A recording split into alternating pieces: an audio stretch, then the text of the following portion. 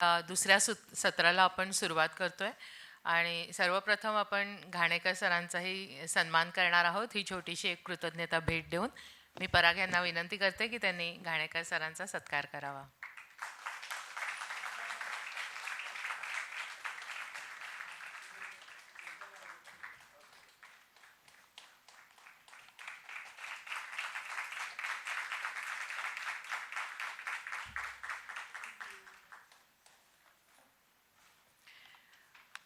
मंडळी, इतिहास, भूगोल आणि निसर्गाची डोळस भटकंती हे ब्रीदवाक्य घेऊन सुरू केलेल्या गिरिस्पंदन संस्थेला आज 5 वर्ष पूर्ण झाली. भारतातील अभयारण्ये, किल्ले आणि वारसा स्थळे यांची मनसोक्त भटकंती करावी. सोबत त्या त्या विषयातील तज्ज्ञ असावेत. त्यांनी त्या त्या ठिकाणाचा इतिहास, भूगोल समजावून सांगावा आणि सोबत आलेल्या मंडळींना ते ठिकाण सर्वांगाने उलगडून दाखवावे. हा वसा गिरिस्पंदनने घेतला आणि तो तसाच 5 वर्ष अव्याहत सुरू ठेवला आहे. गिरिस्पंदनच्या परिवाराचा आता खूपच विस्तार झाला आहे आणि वेगळ्या पद्धतीने, वेगळ्या नजरेने आता मंडळी आपल्या वारसा स्थळांकडे बघायला लागली आहेत. त्या त्या ठिकाणांशी समरस होऊ लागली आहेत. ती ठिकाणे डोळसपणे अनुभवू लागली आहेत. त्यांची भटकंती आता समृद्ध होऊ लागली आहे.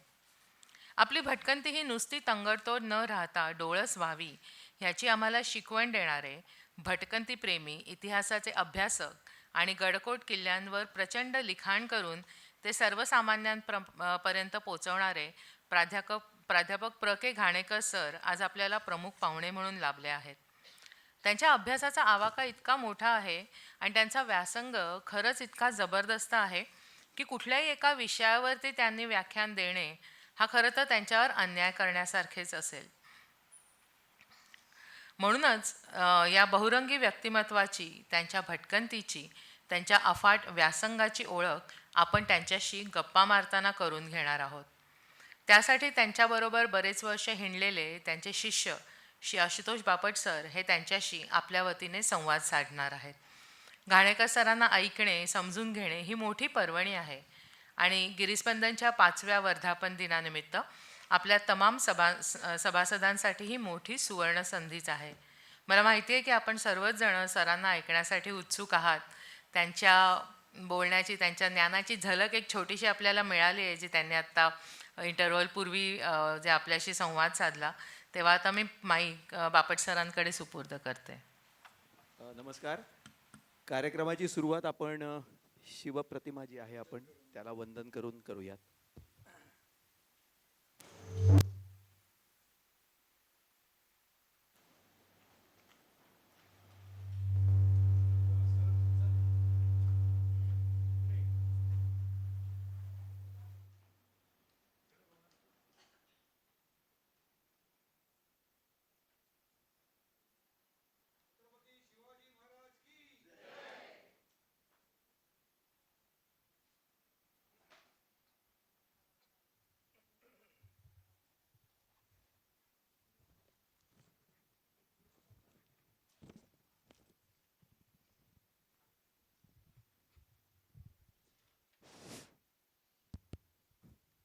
मंडळी नमस्कार. मध्यंतरानंतर सुद्धा एवढीच गर्दी मगाच्या एवढी बघून आश्चर्य वाटलं. पुण्यामध्ये 8:15च्या नंतर कार्यक्रम कधी चालत नाहीत, त्याचे आम्हाला हा अनुभव होता. म्हणून मी लिमायांना म्हणलं होतं की हे काय करताय तुम्ही. ते म्हणले की हा फरक आहे पुण्यातला आणि मुंबईतला, तुम्ही आता बघालच प्रत्यक्ष. खरंच, कारण त्यामुळे त्याचा आनंद आहे. आपल्याकडे असं म्हणतात की पंक्तीला जेवल्याशिवाय आणि संगतीला राहिल्याशिवाय माणूस कळत नाही. सरांच्या बरोबर मला दोन्ही करण्याची संधी मिळाली आणि वर भटकंतीची पण संधी मिळाली. त्यांच्याकडनं अनेक गोष्टी शिकायला मिळाल्या आणि आज गुरूंची मुलाखत घ्यायला जास्त आनंद वाटतो आहे. माझ्या दृष्टीने हा गुरु शिष्यामृत योग आहे असं मला वाटतं आहे. तुकाराम महाराजांनी, गुरु एकलव्याचा नाही आहे बरं का. तुकाराम महाराजांनी गुरूंच्याबद्दल खूप छान सांगितलं आणि ते घाणेकर सरांबद्दल अगदी तंतोतंत पटतं की ते म्हणतात, आपणासारखे करीती तात्काळ नाही काळ वेळ तया लागी. केव्हाही सरांच्याकडे जावं, कुठल्याही विषयावर विचारावं, काहीही सांगावं. त्यांच्याकडनं माहिती प्रचंड मोठ्या प्रमाणावर मिळते आणि नंतर एक सल्ला मिळतो की चालते व्हा. चालते व्हा हा पुणेरी शब्द नाही आहे. जसं पेरते व्हा असा तो पावशा पक्षी ओरडतो की आता तुम्ही पेरायला लागा, तसे ते चालते व्हा म्हणतात, म्हणजे चालायला लागा, सतत चालत राहा. काही लोकांची मुलाखत घेतली जाते की ते फार बोलतात म्हणून, की मुलाखत घ्यायला गेलं की आपल्या हातात राहतं. पण इथे विषय वेगळा आहे. सरांना एका कुठल्या विषयावरती व्याख्यान द्यायचं म्हणलं तर इतर विषयांचा त्यांचा जो अभ्यास आहे त्याच्यावर अन्याय होईल किंवा ऐकणाऱ्यांवर अन्याय होईल. आणि म्हणून असं ठरलं की मुलाखत घ्यावी आपण, त्यांचे विविध पैलू उलगडून सांगावेत किंवा बघावेत. पुढची नेक्स्ट. त्यामुळे आपण एका अवलियाची भटकंती असं एक त्याला नाव दिलं की खूप वेगवेगळ्या क्षेत्रांमध्ये सरांनी भटकंती केलेली आहे.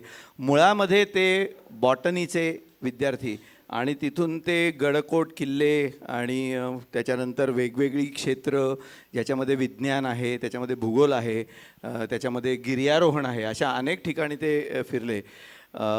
त्यामुळे ही एक काय म्हणतात त्याला की मनमुराद केलेली अशी त्यांची भटकंती आहे, त्यांचा आयुष्याचा पट. त्याच्यावरती पण त्यांनी एक जमलं तसं अशा नावाने एक पुस्तक लिहिलेलं आहे की जसं जमलं तसं केलेलं आहे म्हणून. देगलूरकर सर असोत, घाणेकर सर असू देत किंवा निनादराव बेडेकर असू देत, ही मंडळी म्हणजे भरलेली कपाट आहेत ज्ञानाने. कुठलाही कप्पा उघडायचा म्हणजे कपाटाचं दार उघडलं की आपल्याकडे कपडे जसे अंगावर पडतात ना धडाधडा, तसं कपाटाचं दार उघडलं की विषय राहतो बाजूला आणि अनेक गोष्टी त्यांच्याकडनं शिकायला मिळतात. पण काही गोष्टी आपण आता त्यांच्याच शब्दातनं जाणून घेऊयात किंवा ऐकून घेऊयात.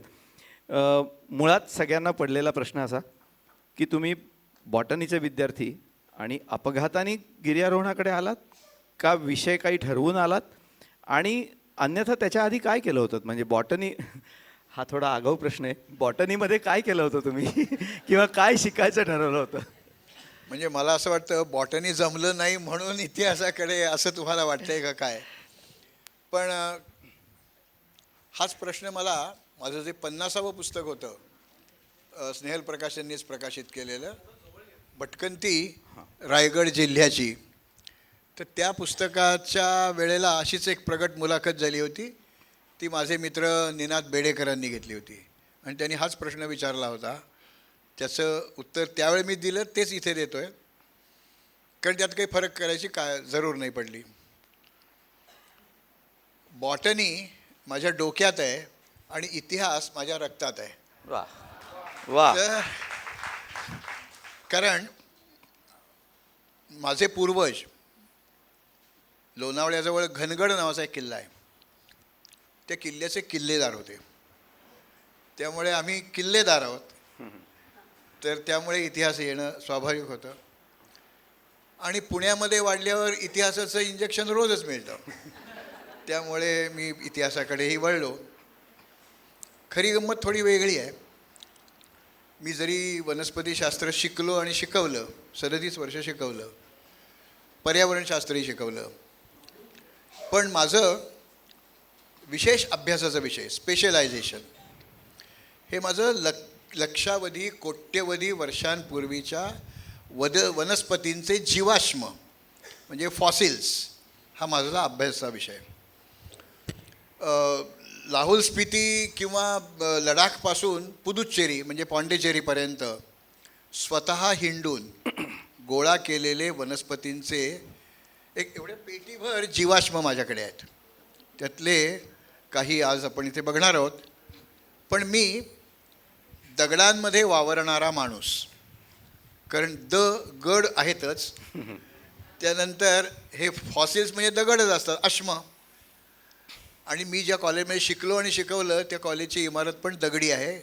विद्यार्थ्यांसंदर्भात मी बोलत नाही आहे. तर असा दगडाळलेला माणूस, त्याच्याबद्दल आज हे मला बोलतं करायचा प्रयत्न करणार आहेत. तुम्ही जो विषय सांगितलात म्हणजे आधीचा पॅलिओ बॉटनी तुमचा आधीचा, त्याच्यामध्ये तुम्ही मुद्दामून हे स्लाईड आपण जी घेतली की डायनासोरचं अंड दाखवायचं, हे खरंच डायनासोरचं अंड आहे का? हां, त्याच्यावर तसं लेबलच आहे ना. तर माझा पॅलिओन्टॉलॉजी हा विषय असल्यामुळे ज्यावेळेला चंद्रपूर, गडचिरोली या जिल्ह्यांमध्ये भटकायला, उन्हाळायला मी गेलो होतो, तिथे एक पीजदुरा नावाचं एक गाव आहे. या पिसदुर्याला हे वर्धा ते चंद्रपूर या रस्त्यावर ते गाव आहे. त्या गावामध्ये, गाव म्हणजे वस्ती आहे, त्या लोकांना गोंडी भाषेशिवाय दुसरी भाषा येत नाही. पण मला पिसदुर्याची ख्याती माहिती होती, कारण मी नेहमी गृहपाठ करून जातो, म्हणजे होमवर्क असतं माझं तयार असतं. तर मी त्यांना विचारायचा प्रयत्न करत होतो. मग त्यांच्या बहुतेक काहीतरी मी बल्ला शब्द बल्ला म्हणजे दगड, तर ते मी असं ते हातबीत करून ते सांगितलं. तर त्यावेळेला ते म्हणाले ते तिकडे जा, तिथे एक असा ढिगारा होता मातीचा, आणि तिथे काहीतरी एक ठेवलेलं होतं, केव्हा तरी त्याला काहीतरी बळी दिलेला असावा. आणि मी जवळ जाऊन पाहिल्यानंतर माझ्या लक्षात आलं, अरे हे तर डायनासॉरचं अंड आहे. आणि डायनासॉरचं अंड कसं ओळखता येतं, तर या इथे एका अंड्याचं टर्फल फुटलेलं आहे बघा, तर ते वैशिष्ट्यपूर्ण असतं, ते लांबट असतं. आता आपल्याकडचे जे डायनासॉर आहेत त्यांची अंडी लांबट असतात. गुजरातमध्ये जे रेहोलीला आहेत भालसिनॉरला, ती गोल, राजासॉरस नर्मदेन्सिस असं त्याचं नाव आहे, त्याची अंडी गोल असतात चेंडूसारखी. तर ही लांबट असणारी आपल्या चंद्रपूर, गडचिरोली, आणि तुम्ही जर कधीही याच्यापुढे चंद्रपूरला गेलात तर एक अत्यंत उत्कृष्ट असं वनस्पती आणि प्राणी निखात म्हणजे फॉसिल्सचा एक अत्यंत सुरेख म्युझियम तिथे तयार झालेलं आहे. महाराष्ट्र सरकारनेच केलेलं आहे, या गेल्या 2-3 वर्षामध्येच केलेलं आहे. तेव्हा जर कधी ताडोबाला गेलात तर ते चंद्रपूरचं म्युझियम अवश्य जाऊन पहा. फॉसिल्स हे आपल्याकडे फारसे मिळत नाहीत. याचं कारण महाराष्ट्र हा अग्निपुत्र आहे, म्हणजे लाव्हारसातून बनलेला आहे, आणि जगातला सर्वात मोठा लाव्हा प्रदेश म्हणजे आपला महाराष्ट्र. पण याला अपवाद आहेत. मुंबई, गडचिरोली, चंद्रपूर, यवतमाळ, खाली सिंधुदुर्ग म्हणजे देवगडचा भाग आणि गोव्याचा काही भाग, या भागामध्ये काही फॉसिल्स मिळतात. तर तेही खूप वैशिष्ट्यपूर्ण आहे. इथे आपल्या वरळीला एवढा बेडूक, तोही रानाच आहे, राना टायग्रिस नाही आहे तो, स्पीशीज विसरलो मी आत्ता, छोटा बेडूक, ते वरळीच्या टेकडीवर त्याचे फॉसिल्स मिळतात. किंवा हे गेटवे ऑफ इंडिया आहे ना, ते ज्याच्यावर उभारलं आहे तिथे खाली एक फॉसिलाइज फॉरेस्ट आहे, तर ते आता काढलं गेलं, आता नाही ते आपल्याला बघता येणार. पण त्याचे काही स्पेसिमेन. फॉसिल म्हणजे काय सांगा? ओके, फॉसिल म्हणजे आम्ही जीवाश्म. एवढे लावलेत, हो. तर हे काय आहे? हे या इकडे पलीकडचं जे दिसतं आहे, अगदी डावीकडची जी उभी पहिल्यांदा दिसते आहे, ते तामिळनाडूमध्ये असलेलं एक तिरुवक्कराय नावाचं गाव आहे. त्या तिरुवक्करायला तिथे ते मिळणारं लाकूड आहे, फॉसिलाइज्ड आहे. हे फार जुनं नाही आहे, 3.5 कोटी वर्ष जेमतेम त्याचं वय आहे. तर ते मेसेम्ब्रायॉक्झिलॉन्स मिडियानम नावाच्या एका छोट्याशा नावाच्या एका सूचीपर्णी वृक्षाचं आहे. त्यानंतर हे जे इथे आहेत 4 फॉसिल्स, हे श्रीपेरमदूर म्हणजे राजीव गांधींचा जिथे त्या बॉम्बस्फोटात मृत्यू झाला त्या गावामध्ये हे 1971 मी गोळा केलेले फॉसिल्स आहेत. हा इकडे जो आहे तो अगदी अलीकडचा आहे, 2-2.5 लाख वर्षापूर्वीचा आहे. हा नगर जिल्ह्यामध्ये एक वडगाव दर्या नावाचं गाव आहे, तिथे गोळा केलेला फॉसिल आहे.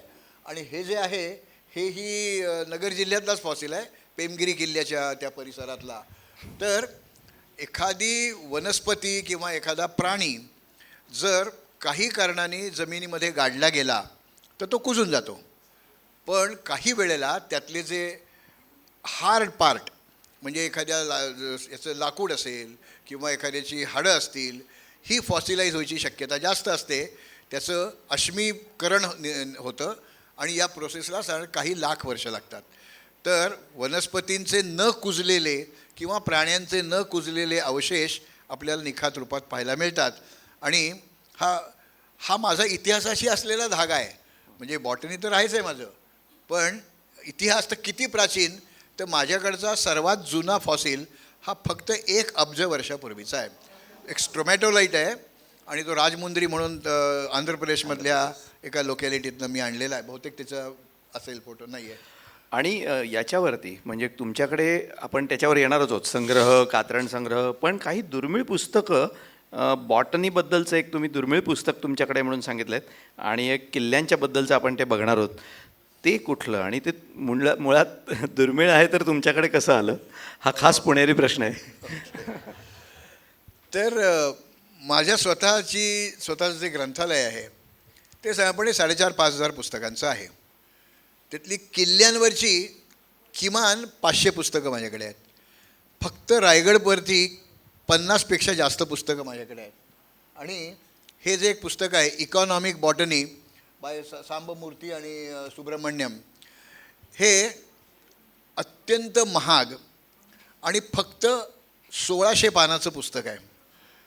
किंमत ₹90 आहे. आणि वायली ईस्टर्न कंपनीचं ते पुस्तक आहे. आणि त्याच्यामध्ये वेगळेपण काय आहे तर आज आपला उपास होता, म्हणजे काहींचा होता, तर हे सगळे जे पदार्थ आहेत हे परदेशातनं आपल्याकडे आलेले आहेत. बटाटा आहे, मिरची आहे, रताळं आहे, काय जे आपण साबुदाणा तर आहेच आहे. तर ते कुठून कसे आले, या इथे जो नकाशा दाखवला आहे हा कॅसावा म्हणजे साबुदाण्याचा नकाशा आहे. तर तो मूळचा आहे कुठला तर अँडीज पर्वतातला, म्हणजे पेरू, चिली, कोलंबिया त्या भागातला. तिथून तो युरोपमध्ये गेला, युरोपमधनं तो आपल्याकडे आला आणि शिवाय अमेरिकेत गेला. पण अमेरिकेत तो नंतर गेला. आपण जर इथे बघितलं तर 1550 हे कोलंबसाच्या पोस्ट कोलंबियन एक्सपिडिशनमध्ये साबुदाणा सापडला कॅसावा. आपल्याकडे तो 1600 साली आला आहे आणि उत्तर अमेरिकेमध्ये म्हणजे ट्रम्पच्या अमेरिकेमध्ये 1700 साली गेलेला आहे. ते उपास करत नाहीत ना, त्यामुळे तसं झालं. आणि हे ईस्ट इंडिज म्हणजे इंडोनेशिया, ऑस्ट्रेलिया आणि न्यूझीलंड या भागामध्ये तो 1800मध्ये गेलेला आहे. पण जगात सर्वात जास्त साबुदाणा महाराष्ट्रात खाल्ला जातो. कडकडीत उपास असतो म्हणून. कडकडीत उपास असतो. दुसरं एक दुर्मिळ पुस्तक तुमच्याकडे आहे असं तुम्ही सांगितलं, ते किल्ल्यांच्या बद्दल आहे. हे पुस्तक तुम्ही जर बघितलं तर government list of civil forts 1862, तर 1862 साली महाराष्ट्रातल्या किल्ल्यांबद्दल त्यावेळच्या ब्रिटिश सरकारने जे पुस्तक तयार केलं ते अशा स्वरूपामध्ये होतं. इथे प्रत्येक याच्यात जिल्हा, त्याचा तालुका, त्याचं तिथलं जे काही आयडेंटिफिकेशन म्हणजे नावं, जवळचं गाव, पाणी आहे का नाही, तिथे राहता येतं का नाही, सप्लाईज काय आहेत, म्हणजे तोफा काय आहेत, अशा तऱ्हेची माहिती टॅब्युलर फॉर्ममध्ये दिली आहे. आणि 235 किल्ल्यांची माहिती याच्यामध्ये आहे त्यावेळेच्या मुंबई इलाक्यातमध्ये. म्हणजे कराचीपासनं कारवारपर्यंत किंवा अगदी धारवाडपर्यंत तो मुंबई इलाका होता. त्यातल्या सगळ्या किल्ल्यांची अशी टॅब्युलर स्वरूपामध्ये माहिती दिलेली आहे. आणि हे पुस्तक मुंबईतनं माझ्याकडे आलं. मुंबई मराठी ग्रंथसंग्रहालयाकडे याची एकमेव भारतातली प्रत होती. त्याची मी काजळ प्रत, म्हणजे मराठीत सांगायचं तर झेरॉक्स कॉपी, तर ती करून घेतली. आणि म्हणजे 2च प्रती आहेत सध्या त्याच्या, एक मुंबईमध्ये आहे आणि एक माझ्याकडे आहे.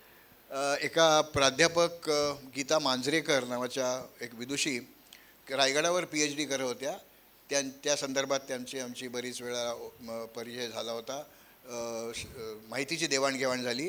त्यांच्यामार्फत हे पुस्तक मला काजळ प्रतीच्या स्वरूपात मिळालं.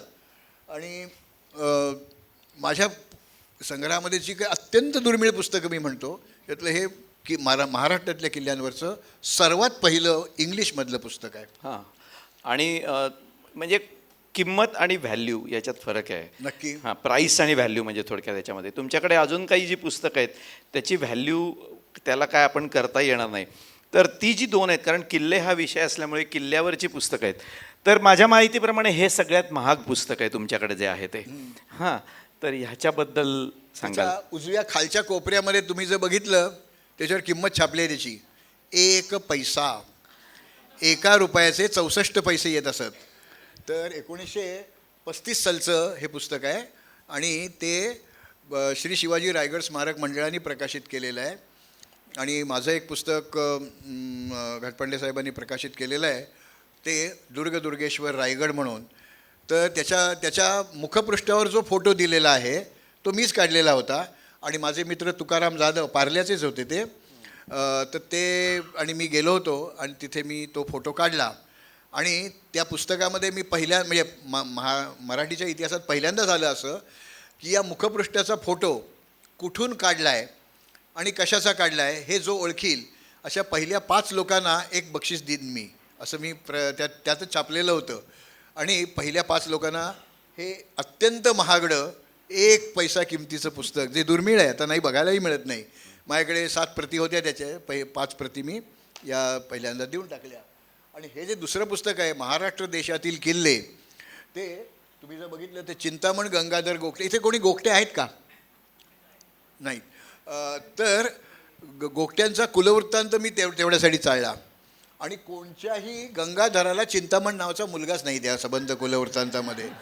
कदाचित काही वेळेला असं होतं, पाळण्यातलं एक नाव असतं आणि वापरातलं दुसरं नाव असतं. तर म्हणून काही हा गोंधळ झाला आहे का?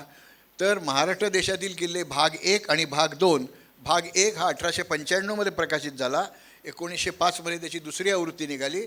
आणि हा भाग 2 हा 1907 त्याची ही मूळ प्रत माझ्याकडे आहे. आणि त्याच्या प्रस्तावनेमध्ये त्यांनी दिसं लिहिलं आहे, पुढच्या भागाची टिपणं तयार आहेत, ते यथावकाश तो प्रकाशित होईल. त्यात कोणत्या कोणत्या जिल्ह्यांची माहिती दिली आहे तेही त्यात त्यांनी लिहिलं आहे. मी अनेक गोखट्यांना विचारलं की तुम्हाला असं कोणी व्यक्ती माहिती आहे का की जे चिंतामण गंगाधर गोखटे नावाचे होते, लेखक होते, तर त्यांच्या घरी जर ते आपले काही त्यांची हस्तलिखितं असतील तर ते आमचे घाटपंडे नक्की प्रकाशित करतील. आणि त्यांना काही दुसरं पुस्तक मिळणार नाही त्यांच्याकडून. तर हे खूप दुर्मिळ पुस्तक आहे, पण ते मूळ पुस्तक माझ्याकडे आहे आणि पहिल्या भागाची काजळ प्रत माझ्याकडे आहे. भारतात 2च असलेली पुस्तकं, त्यातलं एक माझ्याकडे आहे. किंवा गोगट्यांच्या कुलवृत्तांत, ते गोगट्यांचा मी कुलवृत्तांतच शोधला कारण मला हे गोगटे हवे होते. हे ना म्हणजे खरं तर सरांची माझी ओळख व्हायच्या आधी सरांच्या मिसेसची आणि माझी ओळख झाली, कारण त्या आणि मी दोघंजणं LICत बरोबर होतो कामाला. आणि त्याच्यानंतर सरांची माझी ओळख झाली. आणि ती इतके वर्ष कशी टिकली ह्याचं सौ घाणेकरांना सुद्धा अप्रूप आहे. आणि त्या मला एकटा मी त्यांच्या घरी गेलेला असताना बोलून दाखवतात, म्हणजे सर नसताना, की हे कसं काय जमलं. कदाचित काय आहे, आमच्या दोघांचा जन्म कोकणातला आहे आणि कर्मभूमी पुण्यातली आहे, त्यामुळे ते जे काय सगळे गुण यायला लागतात ते बहुतेक आले असावे असं वाटतं. असो, तो भाग वेगळा. पुन्हा तेच की काही प्रश्न त्यामुळे खोचक वाटतील, पण ते आमच्या DNA मध्येच असतात आणि पुणेकरांना काही वाटत नाही त्याचं असं काही. मुठेचं पाणी पितो. हां, कारण त्याच्यावर मी येणार आहे मुठेच्या पाण्याबद्दल. त्याला आम्ही ज्ञानगंगा असं म्हणलेलं आहे. आडमुठी असतात. हां, कारण आम्ही तेच म्हणतो की मुठेचं पाणी पिऊन आडमुठे होतात लोक. तुम्ही या ज्या सगळ्या गोष्टी किंवा वेगवेगळ्या साठवलं, त्याच्यामध्ये तुम्ही काही ग्रीटिंग कार्ड्स वनस्पतींची केली होती. हा काय प्रकार होता? शुभेच्छापत्र. आणि ती कोणाला दिलीत? काय आहे, शुभेच्छा पत्र कोणाला पाठवायचं हे अजून ठरलेलं नाही अजून. आणि माझ्या त्या जमलं तसं मध्ये पण मी लिहिलं आहे की कॅरम खेळताना कधी क्वीन मला कव्हर करता आली नाही आणि पत्ते खेळताना बदामची राणी माझ्याकडे कधी आली नाही. तर वनस्पतीशास्त्र शिकताना प्रत्येक वनस्पती प्रत्येक वेळेला मिळतेच असं नाही. त्याचे शुष्क नमुने, ज्याला आम्ही हार्बेरियम म्हणतो, ते तयार करणं ही एक कला आहे. तर त्या कलेचा मी उपयोग करून घेतला की वरच्या बाजूला डाव्या बाजूला जी दिसतात 8 ग्रीटिंग कार्ड्स, ते सीझन ग्रीटिंग असं तयार छापलेलं मिळालं मला, ते त्याच कार्डावर मी ती केली आहेत. आणि समुद्रातली शेवाळी आहेत आणि इतकी सुंदर वेगवेगळे आकार आहेत त्याचे आणि प्रकार खूप वेगळे आहेत. या प्रत्येकाचं नाव मला सांगता येतं.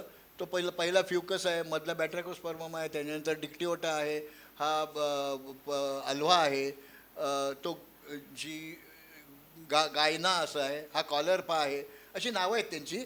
आणि ही जी गंमत आहे उजवीकडची, ती वनस्पतींचे पानांचे नमुने, वनस्पतींच्या फुलोऱ्यांचे नमुने किंवा वनस्पतींच्या इतर काही, आता याच्यात नाही आहे तो, ज्याला आपण भूर्जपत्र म्हणतो, अशा भूर्जपत्र, अशा वस्तू माझ्या कल्पनेप्रमाणे त्या चिकटवून हे अशी ग्रीटिंग कार्ड्स केलेली आहेत.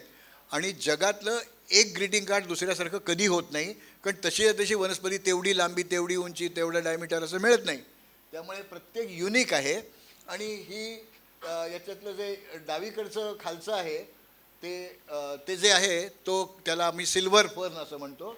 आणि हे वर जे आहे ते ॲथेरियम नावाचं एक नेचं आहे. या सिल्वर फर्न आणि हे अपुष्प वनस्पती आहेत, बाकीच्या आहेत त्या सगळ्या सपुष्प वनस्पती आहेत.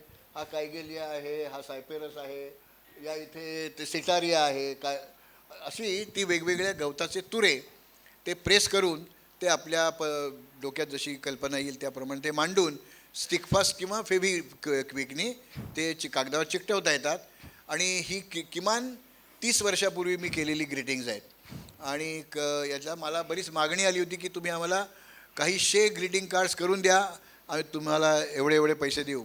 म्हटलं ही कला आहे, ही विकण्यासाठी नाही आहे, माझ्या समाधानासाठी आहे. त्यातले काही नमुने फक्त मी काढून ठेवले होते, ते बापटसाहेबांना परवा आलेल्यावर दाखवले आणि मग त्यातनं ते म्हणाले हे आपण लोकांना दाखवूया.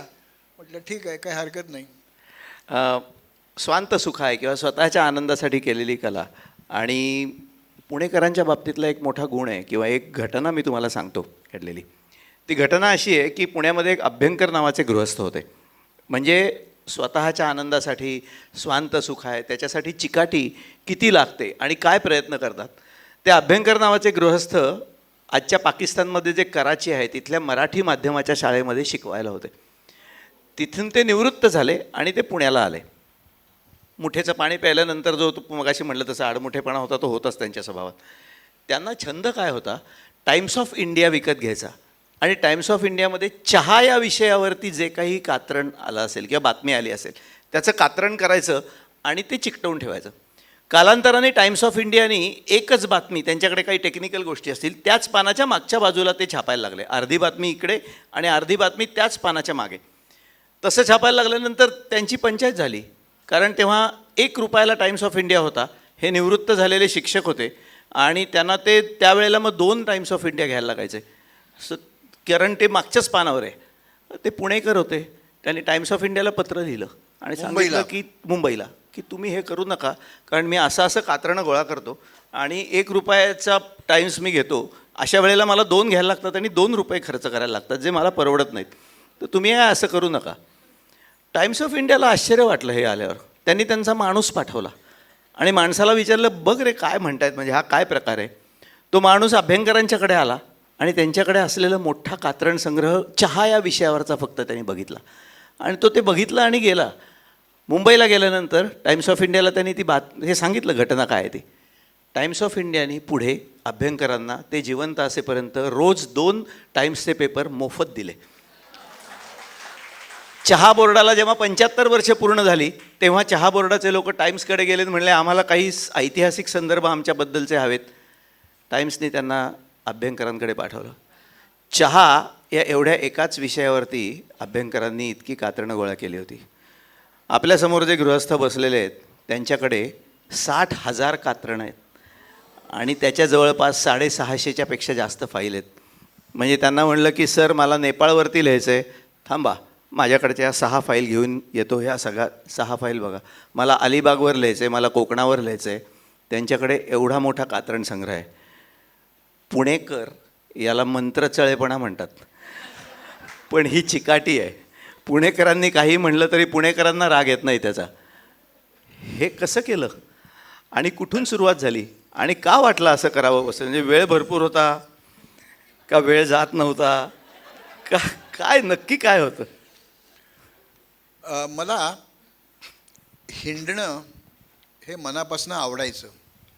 पण मी ज्या वेळेला शाळेमध्ये शिकत होतो तेव्हा काही बाबा स्कॉलरशिप मोठी नव्हती. कधीतरी 4 आणे मिळायचे. 1 पैशात दोन्ही सायकलच्या चाकामध्ये हवा भरायची. सायकल मारत अतकरवाडीपर्यंत जायचं, सिंहगडच्या पायथ्याशी जायचं. तिथे ज्या झोपडीशी ती सायकल ठेवायची त्यांना 1 पैसा द्यायचा राखणावर. सिंहगड चढून वर जायचं. त्या 1 आण्यामध्ये 2 ग्लास ताक मिळायचं आणि खाली यायचं, परत सायकल मारत घरी यायचं. 1 पैसा शिल्लक राहायचा, 1 आणा शिल्लक राहायचा.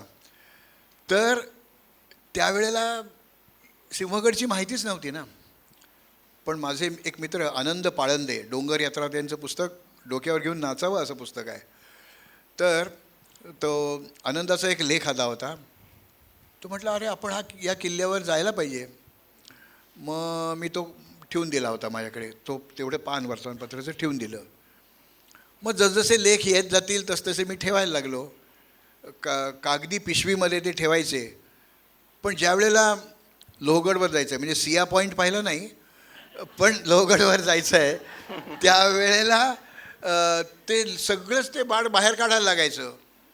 मग वहीमध्ये मी ते चिकटवायला लागलो. तर कधी कधी काय व्हायचं की 2 वर्षांनी केव्हा तरी परत लोहगडवर एखादा लेख असायचा, पण ते दोन्ही लेख मला एकाच वेळेला वाचायला मिळायला पाहिजेत. मग वहीमध्ये चिकटवलेले असे पुढे मागे करता येत नाहीत. मग A4 आकाराचे ब्राऊन पेपर कापून त्याच्यावर हे कात्रणं चिकटवायचं असं मी सुरू केलं. पण माझ्या फायली मी फारशा कोणाला देत नाही, कारण बरेच लोक चवीने वाचतात आणि त्याची मला किळस येते.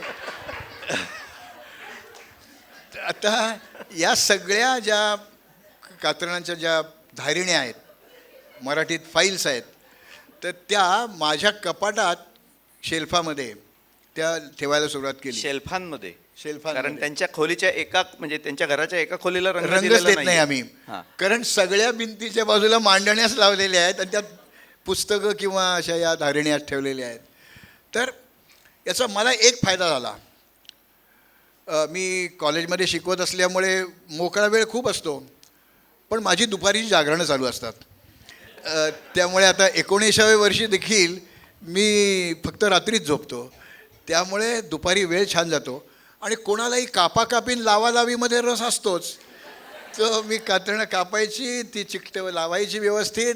आणि माझ्या घरी या प्रत्येक विषयाचा एक एन्सायक्लोपीडिया आहे. मला जसे अनेक छंद, पुण्यात टाळ्या जास्त वाजल्या की थांबायचं असतं बरं का. तर ग्रहण पाहणं हा मला एक म्हणजे आकाश निरीक्षण तर आहेच.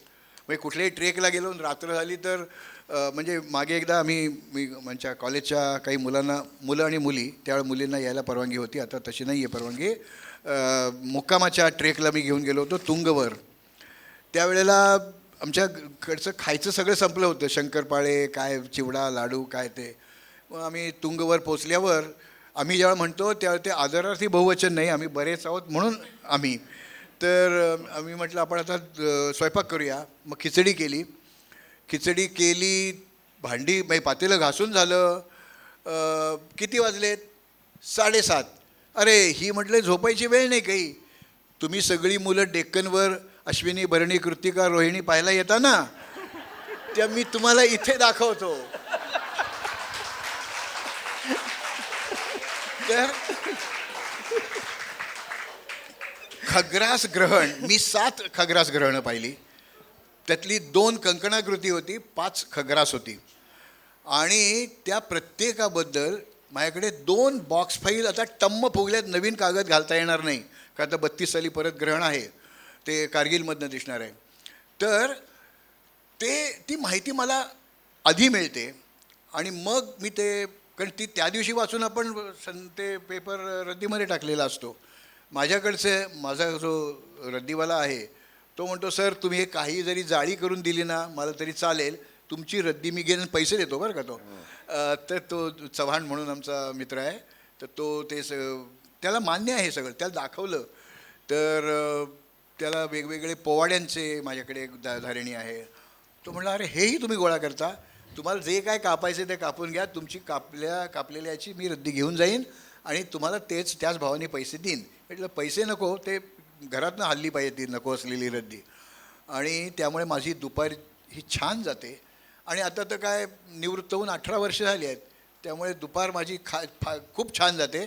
आणि मग दुपार चांगली गेल्यामुळे रात्री लवकर झोप लागते आणि पहाटे उठून व्यायाम करून मी टेकडीवर पण जातो. त्या एका टेकडीवर माझ्याकडे किमान 50 कात्रणं आहेत, लोकांनी वेगवेगळ्या वेळेला लिहिलेली, वेगवेगळ्या संदर्भात लिहिलेली. त्यामुळे त्या टेकडीवर जिओलॉजिकल स्पेसिमेन काय आहेत, त्या टेकडीवर झाडं कोणची आहेत, तिथे किडेमकोडे कोणचे मिळतात. मग असे जे राहुल मराठे दाखवले त्यांना पण मी त्या एका टेकडीवर घेऊन गेलो होतो, तिथे काही वेगळे नागतोडे आम्हाला बघायला मिळाले होते. तर अशी वेगवेगळ्या अभ्यासकांनी आपापल्या पैलूतून त्याच गोष्टीबद्दल लिहिलेली माहिती असते. त्यामुळे त्याला अष्टपैलू, बहुपैलू अशी माहिती आपल्याला तयार मिळते.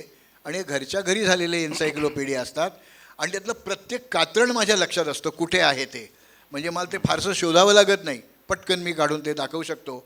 मला त्याचा उपयोग होतो आणि इतरांनाही मी उपयोग करून देतो. पण मी शक्यतो या धारिण्या बाहेर देत नाही, कारण त्यातलं एक कात्रण जरी गेलं ना तरी मला ते आयुष्यात परत कधीच मिळणार नसतं. पुस्तक मिळू शकेल पण ते कात्रण, ते मागचं जुनं नाही मिळणं शक्य. तर हा माझा हव्यास आहे आणि माझ्या संदर्भात आता पुढे तुम्हाला दिसेलच माझीच एक रचना आहे, त्याला मी गंगाजळी असं म्हटलेलं आहे. जे जे ज्या समयी मनात भरले स्वच्छंद नाना स्थळी, ते ते त्या समयी जपून धरता ही होय गंगाजळी. तर अशी माझी गंगाजळी प्रचंड आहे. बँक बॅलन्स कमी आहे पण गंगाजळी मोठी आहे. आणि नुसती कात्रणाचीच गंगाजळी नाही आहे, तर तुम्हाला म्हणजे एकूणच दगडांबद्दल प्रेम जास्त आहे, तुम्ही मगाशीच म्हणला होतात. तर नेक्स्ट, तर त्याच्यामध्ये आपण थोडे पुढे पुढे जाणार आहोत की नुसते दगड नाही आहेत, तर ही सुपारी आहे तेरची. पण मी सुपारी कोणाची घेतली नाही हां, आहे. नुसती या सुपारीची ठेवलेली आहे. गंमत तुम्हाला सांगतो. तेर नावाचं गाव आहे, सध्याचा धाराशिव जिल्हा, पूर्वीचा उस्मानाबाद, पण लातूरपासून ते गाव जवळ आहे. तेरला एक अप्रतिम संग्रहालय आहे आणि ते लामतुरे नावाच्या एका स्थानिक माणसाने केलेलं संग्रहालय आहे आणि ते आर्किओलॉजीचं खूप उत्कृष्ट संग्रहालय मानलं जातं. तर तेरला माझं लातूरला एक व्याख्यान होतं. त्यावेळेला तेरला मी ते मुद्दाम म्युझियम आणि तिथले त्रिविक्रमाचं मंदिर पाहायला मी थांबलो होतो. तर तिथे एक खड्डा खणला होता. मला काय वाटलं खड्डे पुण्यातच असतात, तर तसं नाही, तिथे मोठा खड्डा होता. मी त्या खड्ड्यात उडी मारली आणि ती सुपारी मला मिळाली. माझा एक मित्र डॉक्टर मुकुंद काजळे, तो डेक्कन कॉलेजमध्ये डेप्युटी डायरेक्टर म्हणून निवृत्त आला. 4 ग्रेन्स म्हणजे उत्खननात मिळालेले जे कार्बनमध्ये रूपांतरित झालेले धान्याचे कण आहेत, हे त्याचं स्पेशलायझेशन.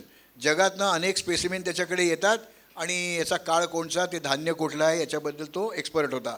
त्याला मी दाखवली. म्हटलं अरे मुकुंद, ही सुपारी कुठली आहे? अशी मी हातात धरतोय. तो म्हणला ही 2000 वर्षापूर्वी सातवाहन काळातली सुपारी आहे. तर तेर ही सातवाहन काळातली अत्यंत उत्कृष्ट साईट आहे. डॉक्टर देवांचं म्हणजे शांबादेव देगलूरकर सरांचे गुरु, तर त्यांचं पुस्तक आहे तेरवर, त्याच्यामध्ये त्यांनी खूप माहिती दिलेली आहे. तर ही तेरची सुपारी आहे, ती मी घेतलेली नाही, मिळवलेली आहे. आणि या इथे जे खाली मध्ये शिवलिंगी बिया ते दिसत आहेत, हे एक शिवलिंगी असं मी त्याला म्हणतो. शिवलिंगी बिया आहेत या. तर प्रत्यक्षात गंमत अशी आहे की बोराच्या एवढं एक फळ येतं. तर त्या संदर्भात एक गंमत सांगू का? मला माझा मित्र डॉक्टर पेंडसे, तो आणि मी MScला बरोबर होतो.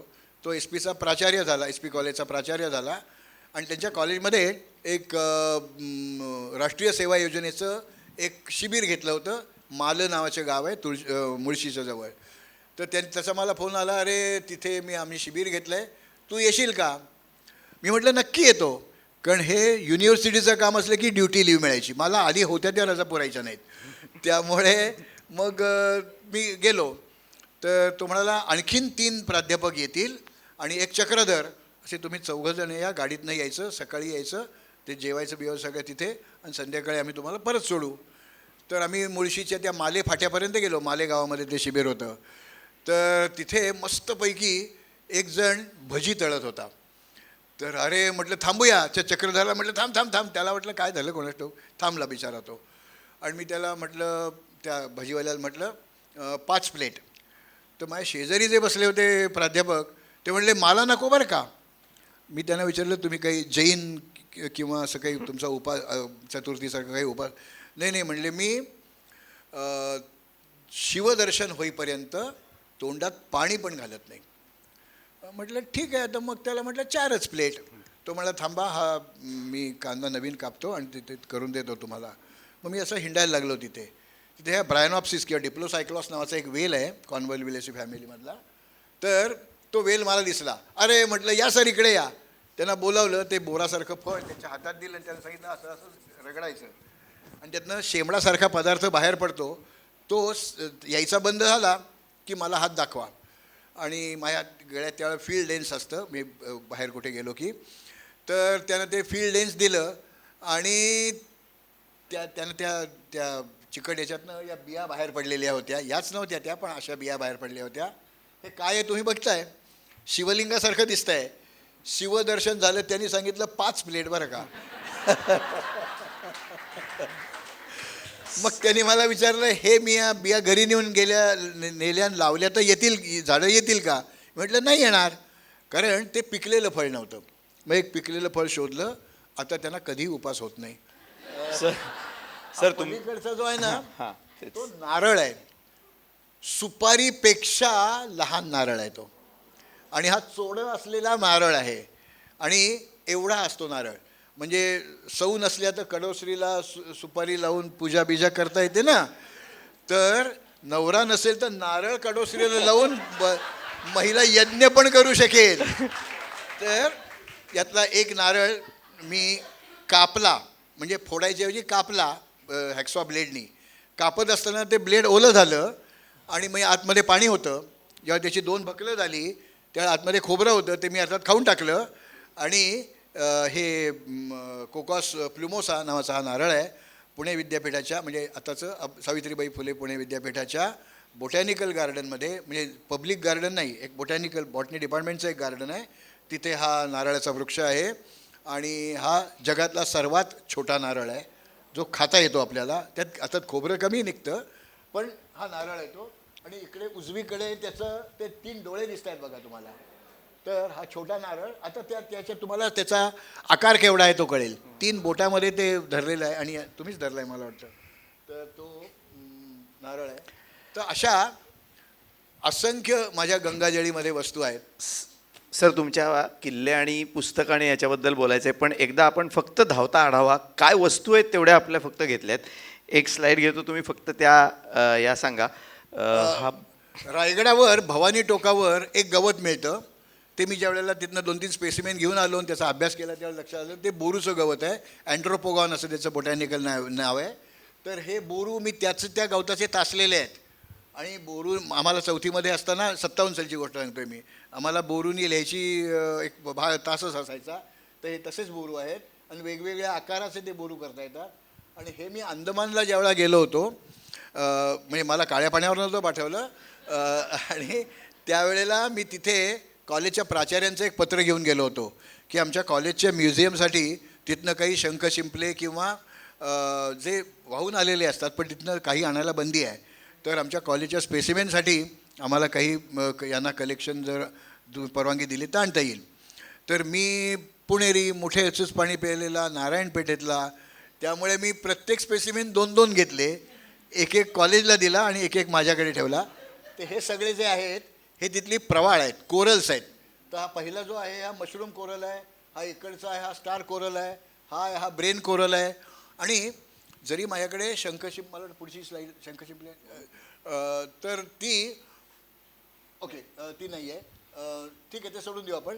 या इथे वरच्या बाजूला एक माळ दिसते आहे, ती माळ जर तुम्ही जवळनं बघितली, हातात घेऊन बघितली, तर ती प्रत्येक त्यातला मणी हा कवडीसारखा दिसतो.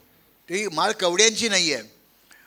तुम्हाला नाशिक जिल्ह्यामधलं सप्तशृंग माहिती असेल, त्या सप्तशृंगीची देवी, तर त्या देवीला म्हणजे तो जो डोंगर आहे सप्तशृंग, त्याच्या समोर जो किल्ला आहे मार्कंडा आणि पलीकडे रवळ्या जावळ्या, या 4च ठिकाणी एक गवत उगवतं. त्या गवताला मक्याला जसा तुरा येतो तसा तुरा येतो. ती सगळी मेल फ्लॉवर्स असतात, नर फुलं असतात, आणि त्याच्या बेसला एकच मादी फूल असतं. तर हे त्या गवताचे दाणे आहेत. आणि अशा 100 किंवा 108 मण्यांची माळ करून जर त्या सप्तशृंगीला घातली तर मनातल्या सगळ्या कामना पूर्ण होतात. तर माझ्या बाबतीत मी ती माळ माझ्याच गळ्यामध्ये घातली. आणि मी खूप चक्रम माणूस आहे. चक्रम म्हणजे ऐतरीय जे ब्राह्मण ग्रंथ आहे त्याच्यामध्ये असं लिहिलं आहे, मुंबईतल्या लोकांना माहिती आहे, चराती चरतो बघा क्रमणेन वसुंधरा मनपूतम समाचरेत. म्हणजे ही त्या ऐतरीय ब्राह्मणातली ती ओळी आहे, त्याच्याबद्दल मी आता बोलत नाही बसणार.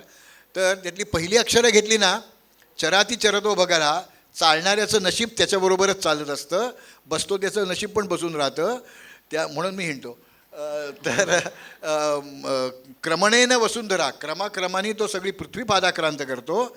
आणि मनपूतम समाचारे, त्याच्या मनासारखं सगळं होतं.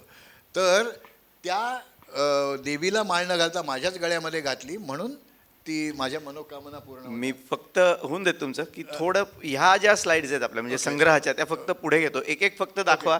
म्हणजे तुम्हाला हा पुणेरी सल्ला आहे, थोडी विश्रांती पण मिळेल बोलण्यातनं, आणि आम्ही पुढे घेतो. हां, हे अलीकडची मॉरिशस जो देश आहे, नाही अलीकडची मॉरिशस जो देश आहे, तिथे एक शामारेल नावाची जागा आहे. शामारेल ह्या त्यांच्या क्रिओल भाषेमध्ये त्याचा अर्थ होतो सप्तरंगी माती. तर तिथे एक जे ते बेट आहे ते ज्वालामुखीजन्य आहे. तिथे एका डोंगरावर 7 रंगाची माती मिळते. ही पहिली जी टेस्ट ट्यूब दिसते आहे त्याच्यात ती 7 रंगाची माती दिसते आहे. महाराष्ट्रात पण काही ठिकाणी अशी माती मिळते. तर ती या इथे त्या 7 रंगाची माती दाखवलेली आहे. हा जगात कुठेही मिळत नाही असा एक स्फटिक आहे. याला कॅव्हेनसाईट असं म्हणतात. ही शास्त्रीय नावं अत्यंत सोपी असतात. कॅल्शियम व्हॅनेडियम सिलिकेट असं त्याचं केमिकल कंपोजिशन आहे. कॅल्शियममधला Ca, व्हॅनेडियममधला Va, सिलिकेटमधला Si, calcium vanadium silicate cavansite. हा फक्त वाघोलीच्या दगडाच्या खाणीमध्ये मिळायचा. मी आता मिळत नाही का? आता खाणी बंद केली आहेत कारण त्या भागात वस्ती वाढली आहे. त्यामुळे आता तिथे जर ते सुरुंगाचे स्फोट केले तरी घरं हादरतात म्हणून ते बंद केलं आहे. पण हा अत्यंत सुंदर असाच एक पेंटॅगोनाईट म्हणून एक मिळतो. तो त्याचे क्रिस्टल लांब असतात. हे मोहगाव कलान नावाची एक जागा आहे. ते हे 2 आहेत ते फॉसिल तिथले आहेत. ते नारळाच्या झाडाचा एका पामचा फॉसिल आहे आणि हे त्या पामचा क्रॉस सेक्शन घेतलेला आहे. आणि ते पलीकडचे जे आहेत वरचे 2 गोळे दिसत आहेत हे थर्मोकोलपेक्षा वजनाने कमी आहेत. 7.5 लाख वर्षापूर्वी इंडोनेशियामध्ये टोबा या नावाचा एक ज्वालामुखी जागृत झाला. त्याचं तोंड खूप लहान होतं त्यामुळे असं कारंज्यातनं बाहेर तुषार पडतात तसे त्या ज्वालामुखीत मिळतो जो शिलारस बाहेर शिलारस ज्यावेळेस जमिनीच्या पोटात असतो त्यावेळेला त्याला मॅग्मा म्हणतात. तो ज्यावेळेला बाहेर येतो पृष्ठावर येतो त्यावेळेला त्याला लाव्हा म्हणतात. तर ते लावाचे अत्यंत सूक्ष्म कण म्हणजे मायक्रोस्कोप खालीच बघायला लागतात. ते सगळे तिथे वर उडाले. विषुववृत्त ओलांडून येऊन या आळेफाट्याच्या जवळ एक बोरी किंवा साळवाडी नावाचं एक वस्ती आहे. त्या बोरी साळवाडीच्या मध्ये कुकडी नदी वाहते. तिथे हे मिळते ती टेफरा. या इथे दिसतोय डाव्या बाजूला असं काळा गोल केलेलं दिसतोय ते मोहगाव कलान नावाचं छिंदवाडा जिल्ह्यातलं मध्य प्रदेशमधलं एक जागा आहे. आणि तो एका फुलाचा फॉसिल आहे. लिथरेसी फॅमिलीतला साहनी अँथस. डॉक्टर बिरबल साहनी हे एक खूप मोठे शास्त्रज्ञ होऊन गेले ज्यांना फादर ऑफ इंडियन पॅलिओबॉटनी असं म्हणतात. तर त्यांचं नाव त्या याला दिलेलं आहे. हा जो आहे हा राजगडच्या परिसरात सापडलेला एक झिओलाईट आहे. आणि मी जो 1 अब्ज वर्षापूर्वीचा फॉसिल सांगितला तो इथे उजव्या बाजूला जो शेवटचा आहे ते पापुद्रे दिसतात खारीसारखे. एक पापुद्रा 1 वर्षाचा असे ते त्या स्ट्रोमॅटोलाईट नावाची एक अलगी असते त्या अलगीचा तो फॉसिल आहे. तो माझ्याकडचा सगळ्यात जुना 1 अब्ज वर्ष. पृथ्वीचं वय 4.5 अब्ज वर्ष आहे. या इथे हा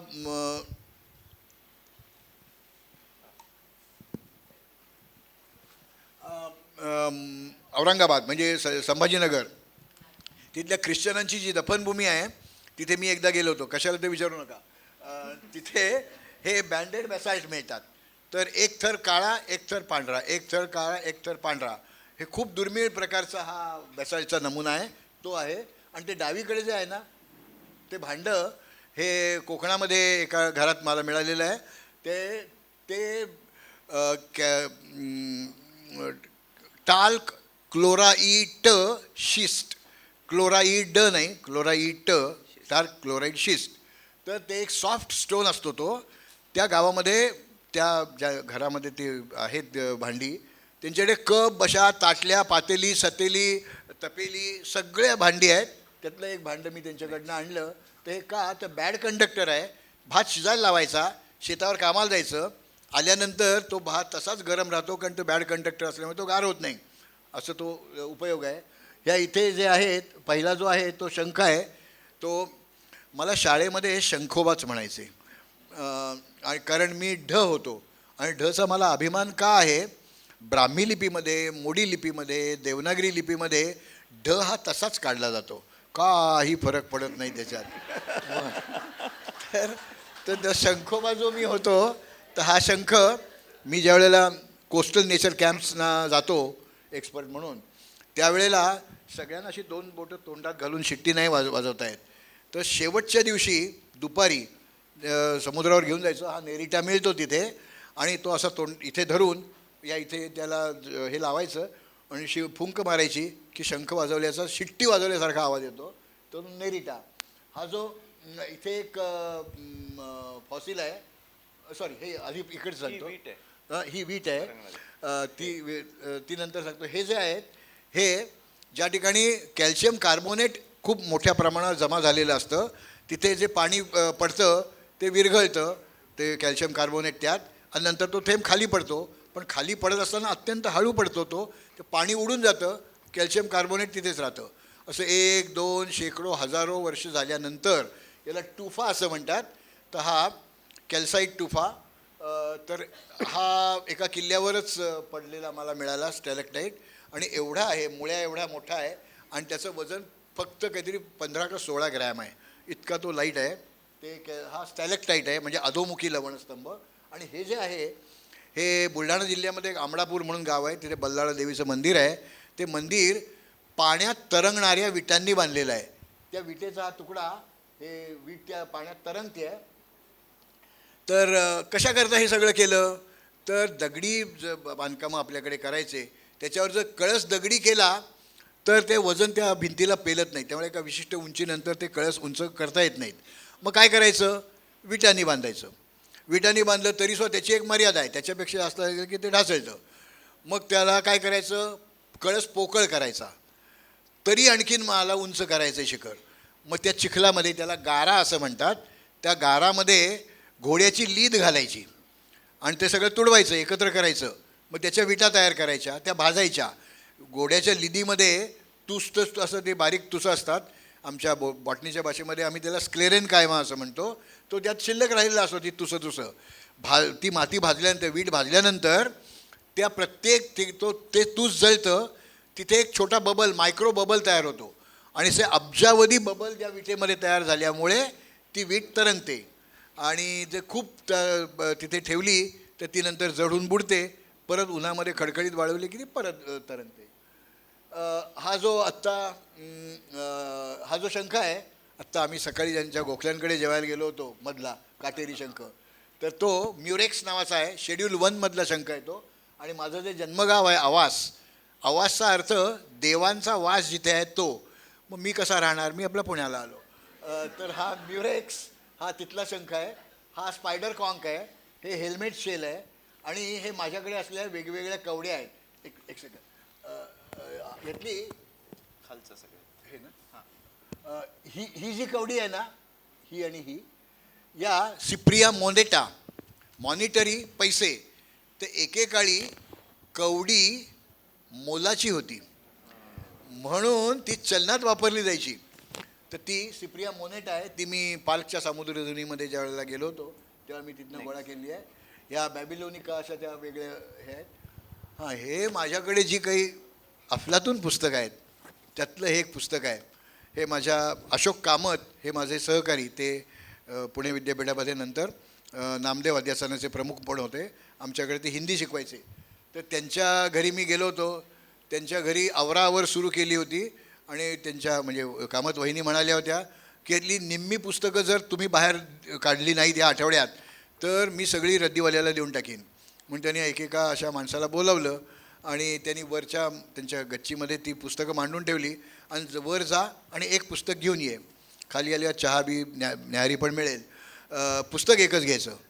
तर मी ते पुस्तक घेऊन त्या जिन्यातनं खाली उतरत होतो, तर कामत सर मॅडमकडे बघून हसले. मी म्हटलं हसायला काय झालं, ते म्हणाले मी कालच तिला सांगितलं होतं घाणेकर हेच पुस्तक उचलतील. तर हे जे पुस्तक आहे, महाराष्ट्रातलं कुठलंही खेडं, कुठलीही वस्ती, याच्यात जिल्हावार तालुकावार नकाशे आहेत, आणि त्या नकाशामध्ये नंबर दिलेले आहेत प्रत्येक गावाला, ते बघायला मिळतात. त्याची अल्फाबेटिकल लिस्ट आहे. त्यामुळे महाराष्ट्रातलं कुठलंही गाव, कुठलंही खेडं हे तुम्हाला याच्यात सापडतं. महाराष्ट्रातील खेड्यांची व शहरांची वर्णक्रमी, आणि प्रत्येक जनगणना झाल्यानंतर अशी ही वर्णक्रमी प्रकाशित करायची असते. आत्ता ही जनगणना चालू आहे, त्यामुळे बहुतेक त्यानंतर आपल्याला हे पुस्तक मिळेल. याच्या फक्त 500 प्रती छापलेल्या होत्या, आणि त्या सरकारी छापखान्याचे प्रमुख होते धोंड. त्या धोंडांच्या कलेक्शनमधली कॉपी कामत सरांकडे होती, आम्ही कामत सरांकडनं ती माझ्याकडे आली. त्यामुळे मला कुठल्याही किल्ल्यावर जायचं असेल तर मी ते बघतो आणि ते गाव शोधून काढलेलं असतं. मंडळी, मुठेचं पाणी प्यायल्यानंतर आडमुठेपणा कसा येतो हे आपण बघतोच, म्हणजे ऐकतोच आत्ता. खरं तर तो आडमुठेपणा नाही आहे, ते थोडं एक जसं बाबासाहेबांनी सांगितलं की वेड लागल्याशिवाय इतिहास घडत नाही, तसं थोडं वेड लागायला लागतं.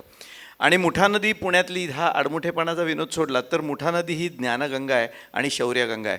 मुठेचं पाणी जो कोणी प्यायला तो ज्ञानसंपन्नही झाला आणि शौर्यसंपन्नही झाला. आपल्याला छत्रपती शिवाजी महाराजांपासूनची उदाहरणं आहेत, त्याच्यानंतर थोरले बाजीराव पेशवे आहेत किंवा पुढचे पेशवे सगळे, ज्यांनी मुठेच्या काठावरच शनिवारवाडा बांधला आणि तिथलंच पाणी पित होते. त्याच्यानंतर ती परंपरा पुढे की भारतीय सैन्यामध्ये जे अधिकारी होतात ते अधिकारी NDA या नॅशनल म्हणजे राष्ट्रीय संरक्षण प्रबोधिनी ती मुठेच्या काठावर आहे. म्हणजे तिथे प्यायल्यामुळे शौर्य या लोकांच्यात येतं. ज्ञान तर येतंच. पुण्यातले सगळेच ज्ञानी असतात, तो भाग सोडा, पण सगळ्यांनी जगाने मान्य केलेले असे जे काही ज्ञानी आहेत, लोकमान्य टिळक आहेत, धोंडो केशव कर्वे आहेत आणि असे अनेक. तर ही मुठा नदी खरोखर ज्ञान आणि शौर्य याचं बाळकडू पाजते. आणि ते नदी एखादी कुठलंही देत असताना नदी कधी भेदभाव करत नाही कोणाच्यात, कारण सगळीच तिची लेकरं असतात. माणसं भेदभाव करतात. नदीचा किंवा निसर्गाचा स्वभाव भेदभाव करायचा नाही आहे. त्या नदीचं पाणी जो कोणी प्यायला तो विचित्रच झाला थोडा, किंवा त्यांनी काहीतरी चमत्कारिक करून दाखवलं आपल्या क्षेत्रामध्ये. काही लोक बॉटनीचे प्राध्यापक असून सुद्धा गड किल्ल्यांवरती फिरतात. मुठा नदीचं पाणी पिऊन एक व्यक्ती अशी होती की जो मूळचा इंजिनियर आणि तो वळला बॉटनीकडे. त्याच्याबद्दल जरा सांगा. पुण्यामध्ये जे COEP म्हणजे सरकारी इंजिनिअरिंग कॉलेज आहे, तर त्याचे पहिले प्राचार्य, पहिले चीफ हे थिओडोर कुक होते. हा त्यांचा पुतळा आहे इंजिनिअरिंग कॉलेजमध्ये बसवलेला. तर इंजिनिअरिंग कॉलेजचा प्राचार्य हा इंजिनियरच असणार. पण त्यावेळेला पुणे मुंबई रेल्वेचं काम चालू होतं. तर त्या रेल्वेच्या बांधणीवर लक्ष ठेवायला या थिओडोर कुकना सांगितलं होतं. आणि रोज त्या पुण्यातनं जे लोणावळ्यापर्यंत रूळ घातले होते त्याच्यावरनं एक ती गाडी जायची. गाडी म्हणजे डबा जायचा तो, आणि त्या डब्यात बसून ते थिओडोर कुक ते लोणावळा भागात यायचे. मग पुढे खंडाळ्याच्या त्या बोगदे आणि ते सगळे ते इकडे चालत जायचे. तर त्यांना झाडं दिसायची. मग परत संध्याकाळीच ती गाडी परत म्हणजे तो डबा परत येणार असतो. मग काय करायचं, तिथल्या लोकांना विचार, या झाडाचं नाव काय, याचा उपयोग काय, असं करत करत त्यांनी 3 व्हॉल्यूम, त्याचं नाव आहे फ्लोरा ऑफ बॉम्बे प्रेसिडेन्सी, 600 ते 800 पानाचा एक व्हॉल्यूम, असे 3 व्हॉल्यूम मिळून त्यांनी ते ग्रंथ रचना केली. आज आमचं बॉटनीच्या अभ्यासकांचं ते बायबल आहे किंवा तो आमचे वेद आहेत. आणि आजही आम्ही ते वापरतो. समजा तुम्ही आंब्याचं पान घेतलं तर आंब्याचं पान जास्तीत जास्त किती लांब असू शकतं, त्याची रुंदी किती असू शकते, ती पानं गळून केव्हा पडतात, डेखासकट पडतात का बिनडेखाची पडतात, काय त्या तो एन्सायक्लोपीडियाच आहे तो. आणि माझ्याकडे हे थिओडोर कुकचे 3 व्हॉल्यूम्स आहेत. आणि मी ज्यावेळेला एखाद्या वनस्पतीचा अभ्यास करतो त्यावेळेला त्याचा मला उपयोग होतो. यांच्या शताब्दीला इंजिनिअरिंग कॉलेजमध्ये पुण्यातले आणि पुणे जिल्ह्यातले सगळे बॉटनीचे प्राध्यापक तिथे आले होते. आम्ही त्यांना श्रद्धांजली वाहिली. ते म्हणाले, हे काय चाललं आहे, हे आमचे प्राचार्य आहेत. म्हटलं हा आमचा बाप आहे. आणि म्हणजे थिओडोर कुक हा एक अफलातून व्यक्तिमत्व होतं, कारण तेही मुठेचंच पाणी पित होते. हे ते व्हॉल्यूम, हेच ते व्हॉल्यूम मुठे 1, 2 आणि 3.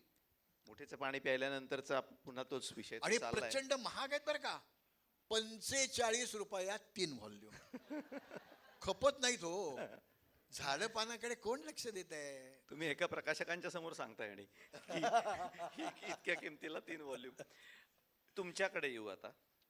हे झालं तुमचा संग्रह थिओडोर कुक. आणि हे तुम्ही किल्ल्यांवरती पुस्तकं लिहिलीत, भरपूर लिहिलीत, त्याच्यावरती भरपूर व्याख्यानं दिलीत. पण तुमचं जे पहिलं पुस्तक होतं स्नेहल प्रकाशनकडे गेलेलं, तर मंडळी घाटपांडे बसलेच आहेत ना. आणि हे दोन्ही पुणेकर त्यावेळी एकमेकांना भिडले होते. ते पुस्तक काही सहज नाही आलेलं आणि त्याच्यामध्ये तू मी खूप झालं होतं.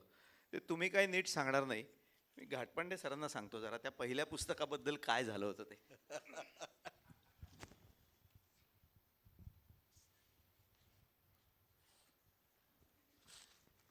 घाणेकरांच्या मार्गदर्शनाखाली मी खूप फिरलो आणि ज्या वेळेला प्रकाशन सुरू केलं त्यावेळेला काहीतरी वेगळं करायचं, तर त्यांचे विविध मासिकांमध्ये 100 लेख किल्ल्यांवर आलेले होते.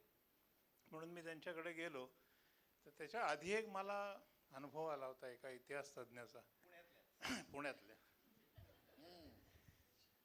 त्याला मी विचारलं होतं, आम्ही 74 सालची गोष्ट आहे. त्यांना मी विचारलं होतं की आम्हाला रायगडला जायचं आहे, 300 पुण्यतिथी आहे, आम्ही सायकलवर जाणार आहोत, 65 जण आहोत आम्ही. तर आम्हाला फक्त रायगड बघायचं नाही, बाकीचंही काही त्याच्या पुढे बघायचं आहे. तर श्रीवर्धन, आम्हाला कळलं की श्रीवर्धनवरनं आपल्याला खाडीतनं मुरुड जंजिऱ्याला जाता येतं. तर मी त्यांना विचारलं की असं असं जाता येतं का? तर ते म्हणाले तिथून पाकिस्तानला जाता येतं. मी म्हटलं, मग त्या दिवशी मी कधी रागवत नाही, पण त्या दिवशी रागवलं मी, कारण बाकीचे सगळे हसले, त्यामुळे मला थोडंसं ते इन्सल्टिंग वाटलं. मग मी त्यांना म्हटलं की तुम्ही हे काय सांगताय, मला तुम्हाला माहिती द्यायची नसली तर देऊ नका, पण तुम्ही माहिती देत नाही हे मला माहिती आहे. त्यामुळे म्हटलं तुम्ही आता पुढची गोष्ट मी तुम्हाला सांगतो की तिथून पृथ्वी प्रदक्षिणा करता येते. त्याच्यावर ते रागवले माझ्यावर. मग त्यानंतर त्या तिरेमिरीत मी दुसऱ्या दिवशी घाणेकरांकडे गेलो आणि घाणेकरांना म्हटलं ते 100 किल्ले आहेत, ते आले ते द्या. प्रत्येक गावात काही घाणेकर नाही आहेत. हे आम्हाला रात्री 11-12 वाजता गेलं तरी कसं जा, कुठे जा, पैसे नसायचे, सायकलवर जायचो, तर ते करून द्यायचे सगळं. तर त्यांना म्हटलं हे प्रत्येक गावात नाही, हे ते पुढे वाढणार आहे खूप, आणि हे वाढेल असं माझं स्वतःचं एक मत आहे, त्यामुळे याचं आपण पुस्तक करूया. ते म्हटले काय हे कोण घेणार पुस्तक, तुम्ही 4 दिवसांनी या. मग 4 दिवसांनी परत गेलो, तर ते काय त्यांच्या डोक्यात ते वेगळं होतं. ते म्हणाले की मी लेख सकाळमध्ये अजून कुठल्या वृत्तपत्रामध्ये लिहितो, आणि ते जे लेख आहेत ते समजा मी तोरण्यावर लिहिलं, तर तोरणा केल्यात हे पुस्तकात आल्यानंतर माझं मी तोरण्यावर पुन्हा लिहिलं तर कोण छापेल माझं. तर मी त्यांना म्हटलं की लेखक म्हणून व्हॅल्यू वेगळी असते, आणि ती व्हॅल्यू जी आहे ती तुम्हाला नंतर कळेल, आत्ता नाही कळणार. पण ते त्यांना काही पटेना. मग मी परत त्यांच्याकडे परत आलो, परत 4-5 दिवसांनी गेलो. मग त्यांना मी म्हटलं की हे ते सगळं दाखवायचे मला, हे असं असं सगळं आहे. ही 3 कपाटं होती त्यांच्याकडे, तर ते 3 कपाटामध्ये असं असं आहे सगळं. तर ते अभिमानाने सांगायचे ते, आणि स्वाभाविक होतं ते त्यांचं जे कात्रण संग्रह अमुक तमुक.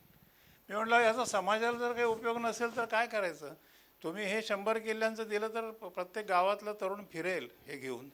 तर त्यामुळे ते म्हणले रागवू नका म्हणून, हे बाळ घ्या, आणि घरी सांगून ठेवलं की हा खड्ड्यात जाणार आहे, तर हे बाळ घ्या आणि काय करायचं ते करा. आणि मग ते पहिलं पुस्तक आलं, साध सह्याद्रीची भटकंती किल्ल्यांची. आणि त्यानंतर मग कंटिन्युअस विषय देत गेलो. पण त्याच्यामध्ये एक अनुभव त्यांना असा आला की काही तरुण मंडळी जेव्हा पुण्याहून ते मुंबईहून पुण्याला येत होते, तेव्हा काही मंडळी राजमाचीवर गेलेली होती, अशी तरुण मुलं. तर त्या तरुण मुलांना याने विचारलं, त्यावेळेस घाणेकरांचे काही फोटो वगैरे छापलेले नव्हतं त्याच्यावर, फार असे प्रसिद्ध आहे त्यावेळेला नव्हते. तर त्यांनी ते पुस्तक त्यांना विचारलं की तुम्ही कसे गेलात आणि कुठे गेला होता. तर राजमाची, गडचा भैरी वगैरे गेलो होतो. मग तुम्हाला माहिती कोणी दिली? तर त्यांनी यांचंच पुस्तक काढून दाखवलं आणि म्हणाले की माहिती कशाला, हे घ्या म्हणले. तर ते म्हणाले की पण याची किंमत त्यावेळेला 65 रुपये होती. ते म्हणले याची 65 रुपये किंमत आहे. ते म्हटले 65 रुपये बरोबर आहे, म्हणजे एक किल्ला आम्हाला 65 पैशाला पडला, आम्ही 100 किल्ले व्हायला खूप वेळ लागेल. त्यामुळे आणि मग त्यानंतर त्यांनी मागे वळून पाहिलं नाही. आणि मी मागे वळलं की हेच असायचे.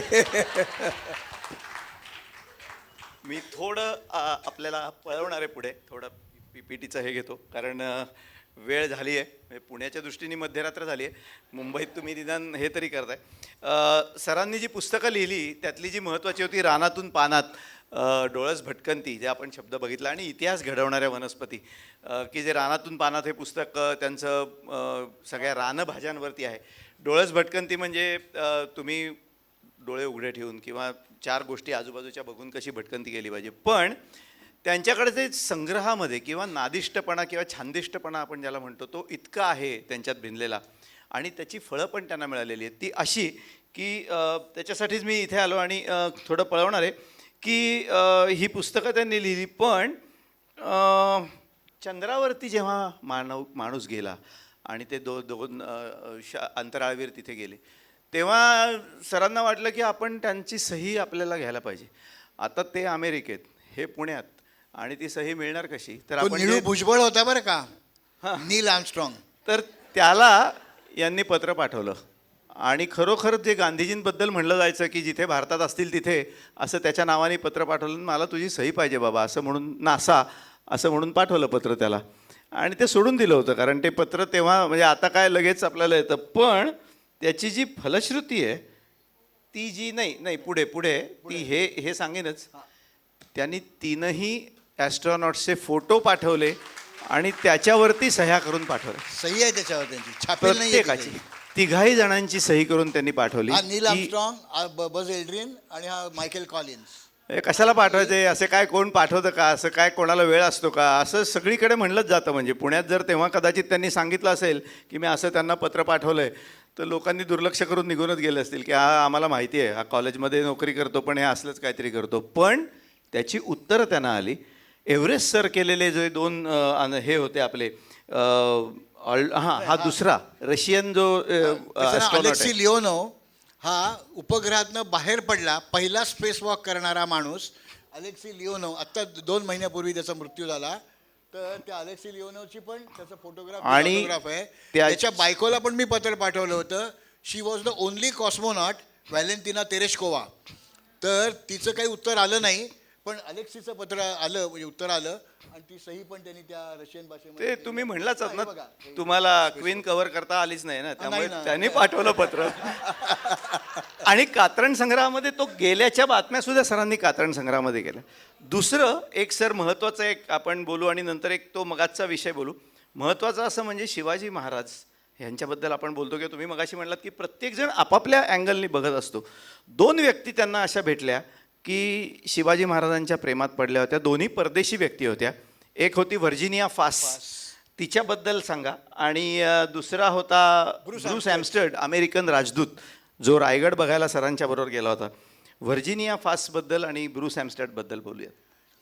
व्हर्जिनिया फास यांचं हे पुस्तक आहे, फाईलच्या पेक्षा मोठ्या आकाराचं पुस्तक आहे, 600 पानाचं पुस्तक आहे, द फोर्ट्स ऑफ इंडिया. आणि ते तिला ज्यावेळी मी अनेक किल्ले दाखवले. आम्ही राजगड पाहून खाली आलो, त्या सूर्यकांत भोसलेच्या दाराच्या इथे आम्ही आमची गाडी उभी, आमची म्हणजे तिची गाडी आम्ही तिथे उभी केली होती. आणि तिने बसायचं आता म्हणून दार उघडलं आणि पटकन दार लावून टाकलं आणि अशी मागे बघायला लागली. मी म्हटलं बहुतेक ही सांगणार माझी पर्स वर राहिली, जा ती घेऊन या वर जाऊन. तर ती अशी मागेच बघत होती आणि म्हणाली, professor listen, this is not at all a fort, it is a king of forts. आणि मी म्हटलं माझ्या राजाने या किल्ल्याचं नाव ठेवलं ते राजगड, गडांचा राजा आणि राजांचा गड. तर 300 वर्षांनंतर एक विदुषी परदेशी किल्ल्यांचा अभ्यास करायला येते आणि शिवाजी महाराजांनी राजगड हा 15व्या वर्षी बांधायला घेतलेला किल्ला आहे. 1645मध्ये त्यांना तोरण्यावर पैसे सापडले, कॅग नव्हतं त्यामुळे किती पैसे सापडले माहीत नाही आपल्याला, पण ते पैसे त्यांनी समोरच्या मुरुंब देवाच्या डोंगरावर तटबंदीचं शेला पागोडं चढवलं आणि एक नवीन किल्ला बांधला. बाबासाहेब पुरंदरे 1980 साली युरोपच्या व्याख्यान दौऱ्यावर गेले होते. ते त्यांना एका ल्युसन नावाच्या गावामध्ये एक जागतिक किल्ले प्रदर्शन भरलं होतं, त्याला ते गेले होते. आणि ते शिवाजी महाराजांचं 300वं मृत्यूवर्ष आणि 350वं जयंती वर्ष होतं. तर त्यावेळेला राजगडाचं मॉडेल, याचे काही फोटो तिथे ठेवून द बेस्ट, म्हणजे ज्याला आपण गिरिदुर्ग म्हणतो, तर तसं ते सगळ्या जगातला उत्कृष्ट डोंगरी किल्ला म्हणजे राजगड, अशी तिथे त्याला सन्मान मिळाला होता. आपल्याला माहीत नसतं. राजगड आणि रायगड याच्यामध्ये आपण नाही, सरकार पण गोंधळ करत असतं. आणि दुसरं आहे ते ब्रूस ॲम्स्टर्ड, अमेरिकेचा राजदूत. आणि त्यांनी येऊन गेला आणि यांना सांगितलं तुम्हाला काय हवं आहे. ते म्हणले तुमच्या देशात जे होतं ते मी वापरत नाही आणि मला जे लागतं ते तुमच्या देशात होत नाही, त्यामुळे तुमच्याकडनं काहीही नको असं सांगितलं होतं. पण तो काय म्हणला होता ते, तर ते त्यांचे जे PA होते ते माझ्या घरी आले आणि म्हणाले, ब्रूसना तुम्हाला भेटायची इच्छा आहे. म्हटलं येऊ दे ना. ते म्हणले नाही पण तुमची अपॉइंटमेंट नाही घेतली. म्हटलं मग केव्हाही येऊ दे. ते म्हणले ते बाहेर गाडीत बसलेले आहेत. म्हटलं पाठवा त्याला आतमध्ये. मग तो आतमध्ये आला, आम्ही गप्पा मारल्या आणि ते असं म्हणाले की मला तुम्हाला काही वस्तू भेट द्यायची आहे. मी म्हटलं मी तुम्हाला काय कबूल केलं होतं, मी तुम्हाला किल्ले दाखवीन, मला याच्याबद्दल काही नको. तर खरंच मला काही नको होतं. तर ते म्हणाले नाही नाही, तुम्ही मला भारतात एकच व्यक्ती अशी भेटलात की ज्याच्याकडे माझं काम होतं पण त्याच्याबद्दल त्यांनी काही घेतलं नाही, म्हणून मी तुम्हाला एक म्हणजे गिफ्ट द्यायला आणलेली आहे आणि तुम्हाला ती आवडेल. मी म्हटलं पण मला नको आहे ना मला. पण ते झालं वादावादी, ते पण ते गळ्यात घातलं माझ्या. तर हे फ्लॉवर्स ऑफ द वर्ल्ड नावाचं पुस्तक आहे. हेही असं 600-800 पानाचं पुस्तक आहे. त्याची किंमत आपण परवा काढली होती काय, 24,000 रुपये. 24,000 रुपये किंमत होती त्याची. तर ते पुस्तक त्यांनी मला, यातलं कुठलंही पान उलटायचं, तिथे जी झाडं असतील ती बहुतेक वेळा जगातली कुठली कुठली आहेत, पण त्याच्या शेजारी ती जर फांदी ठेवली, त्या पानातले रंग, त्या फुलातले रंग, त्याच्या देठातले रंग हे ट्रू कलर्स आहेत. इतकं अफलातून पुस्तक आहे. आणि तो शिवाजी महाराजांबद्दल तुम्हाला हां, तर शिवाजी महाराजांबद्दल आणखीनच गंमत झाली. आम्ही राजगडवर गेलो होतो. म्हणजे मी बरेच किल्ले दाखवले, हेही त्यातनं कळेल तुम्हाला, आणि रायगडचं त्यांनी सांगितलं तुम्हाला आता. तर राजगडवर त्यांना ते एवढं ऊन बाधलं होतं. ते म्हणाले आम्ही बालेकिल्ल्यावरनं खाली आलो, त्या पद्मावती माचीवर महाराजांचा वाडा जिथे आहे तिथे आम्ही, ते म्हणले let's rest for some time. म्हटलं ठीक आहे बस तू. मग त्यांनी मला म्हटलं की I would like to comment on Shivaji. तेव्हा जेम्स लिन झालेलं नव्हतं. तर त्यांना मी म्हटलं काय तुला बोलायचं ते बोल, मी आहे इथे, तू मी दोघंच आहोत इथे आत्ता. तो म्हणाला लिसन. मग ते उजवीकडे बसले होते, मी इथे बसलो होतो, आणि ते म्हणाले professor listen, Shivaji was a happy accident in the Indian history. Accidents are rare and happy accidents in a nation are too rare. तर यांना ॲक्सिडेंट म्हणजे कोइन्सिडन्स म्हणायचं आहे. आपण ॲक्सिडेंटचा अर्थ गैर अर्थ काढू नये. तर त्यांनी शिवाजी महाराजांना in the Indian context refer केलेलं आहे. महाराष्ट्र, पुणे जिल्हा, मराठा असं नाही केलेलं. तो अभ्यास करून आलेला माणूस होता. आम्ही रायगडवर गेलो होतो, 2.5 दिवस आम्ही रायगडावर होतो. रोज संध्याकाळी आम्ही गप्पा मारायला बसायचो. तो दुसऱ्या दिवशी संध्याकाळी म्हणाला professor we have not gone to that tarmac. म्हणजे त्याच्या भाषेत तो बोलला, ती भाषा अशीच आहे ती. तर म्हणजे तो माणूस अमेरिकेतनं आला आहे, टकमक नावाचं काहीतरी तिथे आहे, ते आपण पाहिलेलं नाही आहे, हे सगळं त्याला माहिती होतं ना. अशा अभ्यासू लोकांना किल्ला दाखवायला जाणं हे मला आवडतं. मला वाटतं पराग साहेब तेच करत असतात. त्यांनी मला नेलं नाही कधी. ज्यांच्याबद्दल आपण बोलतोय त्या शिवाजी महाराजांचा राज्याभिषेक झाला, आणि पुण्यातले एक लेखक की जे इतिहासाचे अभ्यासक म्हणवतात, त्यांनी पुस्तक लिहिलं शिवराजाभिषेक. त्याच्यातला चुकला का लिहायला, का काय झालं? मिसप्रिंट पण नाही आहे तो. मला तुम्ही सांगा, अभिषेक झाला तो राजाला झाला का राज्याला झाला? राजाला झाला. शिवाजी महाराजांचा राजाभिषेक ज्या धार्मिक पोथीच्या आधारे झाला, ती पोथी ज्यांनी लिहिली ते गागाभट्ट, काशीचे विद्वान.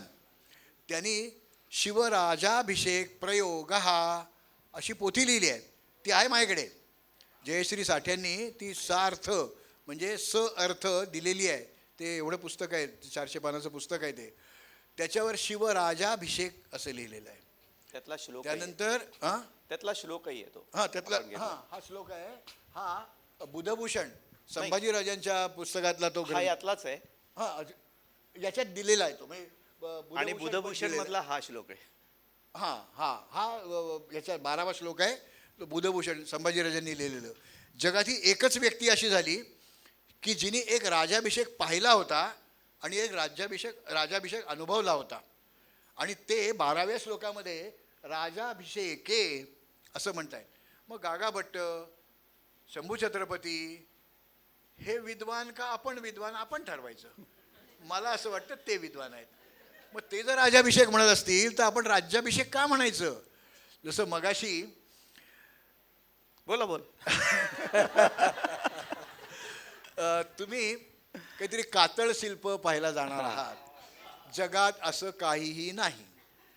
तो जो दगड आहे तो कातळ म्हणजे बॅसाल्ट नाही आहे, तो जांभा म्हणजे लॅटराईट आहे. आणि शिल्प हे 3 डायमेन्शनल असतं. हे 2 म्हणजे नुसतं खरवडलं आहे, तिथे एक रेघ फक्त खरवडून काढलेली आहे. तर ते शिल्प नाही. त्यामुळे ते कातळ शिल्प हा चुकीचा शब्द आहे. ते खोदचित्र आहे, खरवडून काढलेलं चित्र आहे. कागदावर आपण पेन्सिलने काढतो तसंच ते फक्त दगडावर पेन्सिलने राहत नाही म्हणून त्यांनी किंचित एक अर्धा 1-2-1.5 सेंटीमीटर ते हे केलेलं असतं रे. याचा इंग्लिशमधला शब्द पेट्रोग्लिफ असा आहे. पेट्रॉस म्हणजे rock and glyph means to inscribe, म्हणजे ते कोरून काढलेलं चित्र आहे. तर ते मराठी शब्द वाटतो, तो अचूक आहे शास्त्रीयदृष्ट्या, आणि कातळ शिल्पासारखा तद्दन चुकीचा शब्द नाही आहे तो. मी खोदचित्रच शब्द वापरतो, तेव्हा तुम्ही खोदचित्र पाहायला जा. तसं आपण प्रत्येक गोष्ट नीट समजावून घेतली पाहिजे आणि समाजाने काय करायला पाहिजे हे लेखकांनी सांगायचं असतं आणि प्राध्यापकांना तो जन्मजातच अधिकार असतो.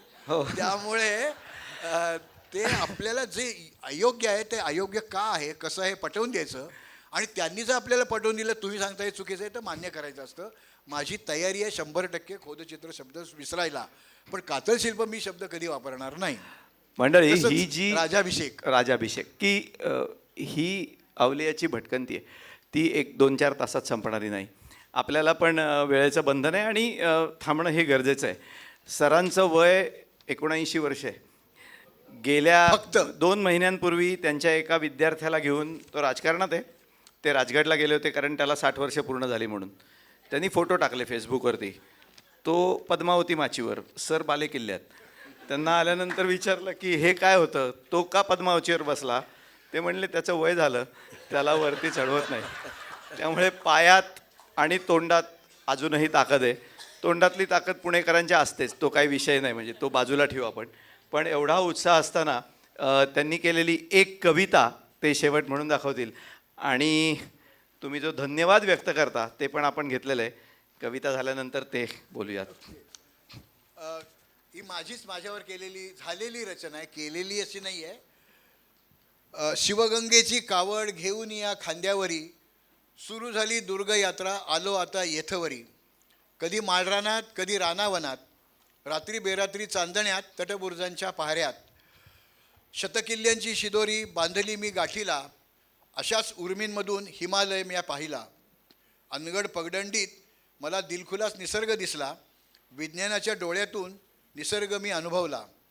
धूळवाटा की मळवाटा प्रश्न मला नाही पडला, हिंडण्याच्या मस्तीतच भटकत मी राहिलो खरा. हिरवे डोंगर लाल वाटा, फेसाळ धवल सागर लाटा, बर्फाळ शिखर थंड गारठा, या गराड्यात मी एक छोटा. तर सरांची मुलाखत जेव्हा घ्यायची होती तेव्हा ती माळ माझ्याच गळ्यात पडली आणि त्याचं स्पष्टीकरण असं देण्यात आलं की जसं आपल्याकडे म्हणतात की शूरवीराचा पोवाडा शूरवीरांनी गावा, तसं पुणेकराची मुलाखत पुणेकरांनीच घ्यावी, दुसऱ्यांनी त्या फंदात पडू नये. कारण पुलंनी लिहिलं आहे तसं किमान शब्दात कमाल अपमान करून घेण्याची खाज कोणालाच नसते. असो, तो विषय वेगळा. तर सर तुम्ही मला याच्याबद्दल ही संधी इथे मिळाली त्यामुळे दुर्गस्पंदन संस्था, त्यांचे सगळे कार्यकर्ते, कार्यकारी मंडळ जे काय असतील ते, पराग लिमये साहेब, आणि तुम्ही बाहेर पाऊस नसताना सुद्धा इथपर्यंत वेळ काढलेला आहे, थांबलेले आहात, त्याच्याबद्दल तुमचे आभार मानायचे आहेत मला. आणि ते आभार मला एकाच शब्दात मानता येतात, ते म्हणजे धन्यवाद. धन्य म्हणजे तुमच्यासमोर येऊन मी बोलून धन्य झालो, यात वाद नाही. धन्यवाद.